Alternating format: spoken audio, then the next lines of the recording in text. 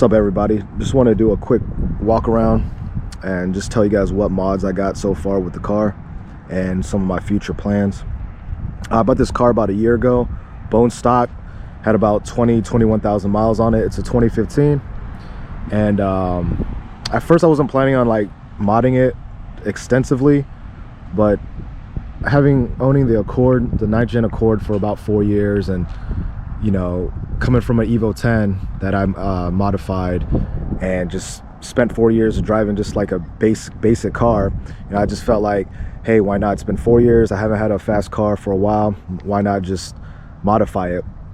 So I started off with just getting a Honda Flash Pro, and I was just like, all right, let me just get an E-Tune, and I started working on the suspensions. So basically what I got the Honda Flash Pro, of course, coilovers. I got the Godspeed Mono Max, also got the Skunk 2, I think it was Skunk 2 rear camber arms, and I also got front, it's a front brace. It's a single brace. It goes right underneath the near the oil pan. Is from Pro Civic Sirimoto, and also got the Sirimoto trunk brace. Actually, let me pop the trunk and show you guys.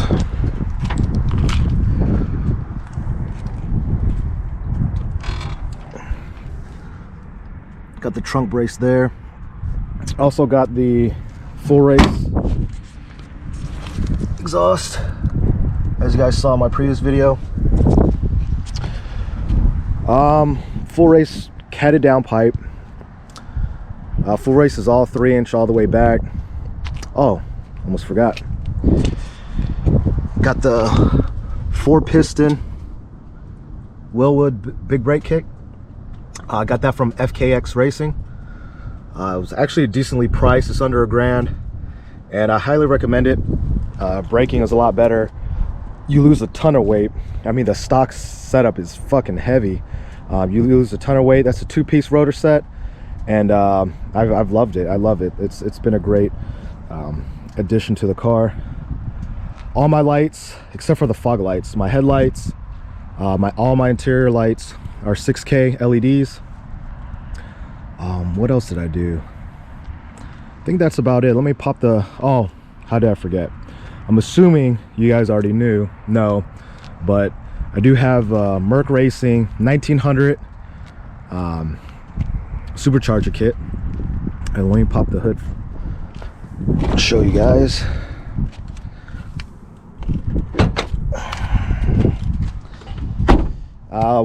The only bad thing I would say about this kit is they had to modify the front, I guess near like the I don't know what you call it. They had to modify where the the hood prop stored. So, oh, sorry about that. So I have to keep this in the car. There's no way to modify underneath the hood to keep this underneath the hood. Set this down real quick.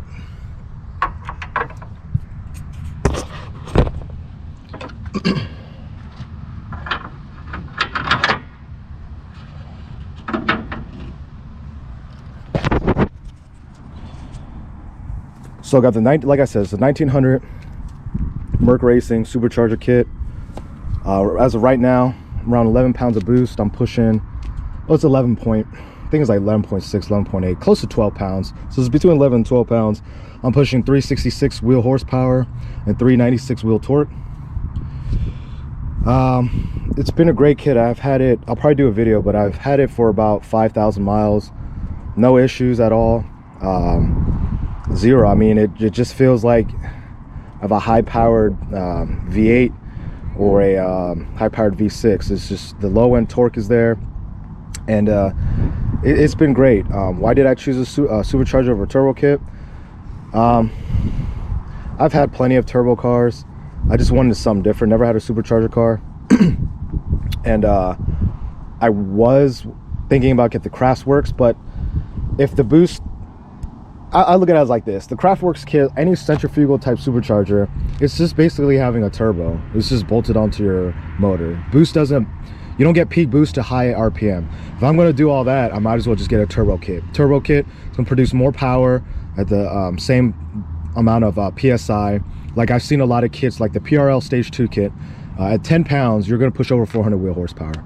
But with the Craftworks, it's like 10 pounds, you produce a little less than what I have, but it has like all that lag of a turbo. So to me, I'm not bashing the kit, it's just, it's not what I was looking for. If I was gonna go supercharger, I might as well just get something that acts like a supercharger, like a old school type supercharger. So I get a lot of low end torque. And actually we'll do a video comparing dyno numbers on same PSI with the Craftworks versus my 1900 Merc Racing supercharger. So I do have a custom intake built. I just used part of the I bought one of those Mishimoto silicone, whatever you call it, intake pipe.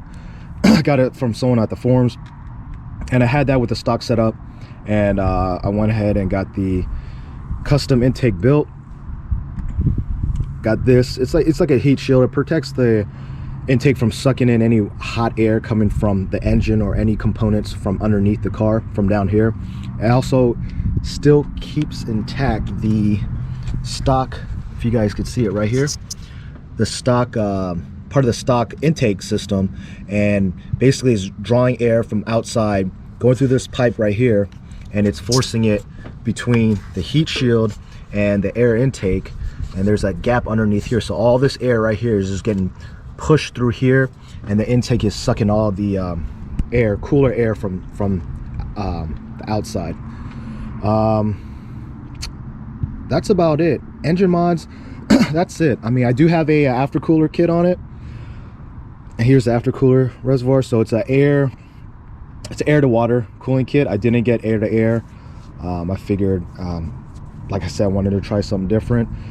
And during the dyno runs, my last dyno runs, my tuner, Derek, he was telling me that IATs, man, after all those pulls, it only went up by 10 degrees. So this is a very efficient aftercooler kit from Merc Racing, and it's just been a great kit overall. I think that's about it. I can't think of anything else that I've done to the car. Interior lights, suspension mods I mentioned. Coilovers.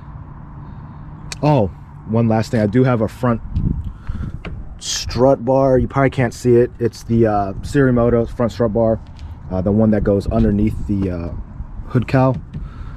So I had that installed, and I also got, you know, Sirimoto engine bay bolts.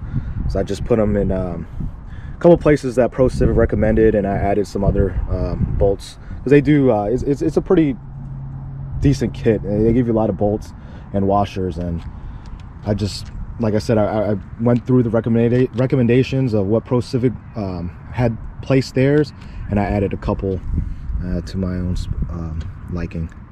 So I got some here underneath the hood.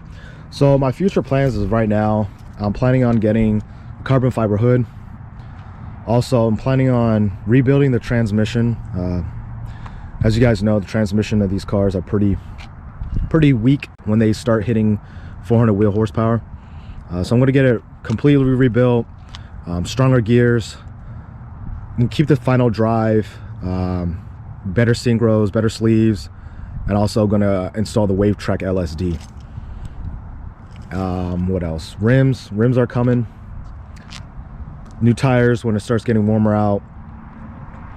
And once I get the new transmission installed, I am going to change the crank pulley to the 8th gen. So right now I have the 2002 to 2003 RSX Type S crank pulley. It's a smaller pulley. So with the 8th gen, I should be pushing around 15, 16, 17 PSI. 9th gen, it should be closer in the 20s, in the low 20s. So gradually going to increase the boost, and eventually I am going to rebuild the motor. I don't know if I should do the K20 head. My tuner did recommend doing a K20 head. He said it's a fantastic mod to do. I know 4Piston does have a ported head for the K24 for the 9th gen Civics. So I think they're in process, and someone on the forums is going to purchase them, and they're going to do some testing on it to see how much increase of horsepower or breathing the ported head from a stock K24 head ported, how much horsepower or how much airflow it produces versus the if I just went ahead and did a K20.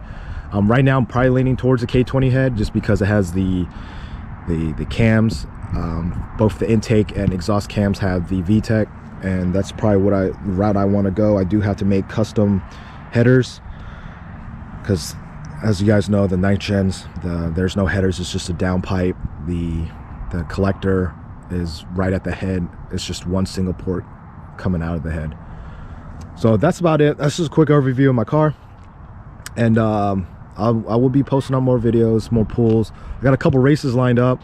STI, E90, is it E90, E92, M3,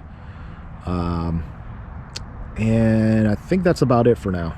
So stay tuned, and see you guys next video. Forgot to mention, I do have a skunk tooth shift knob. It's weighted, shifts do feel better.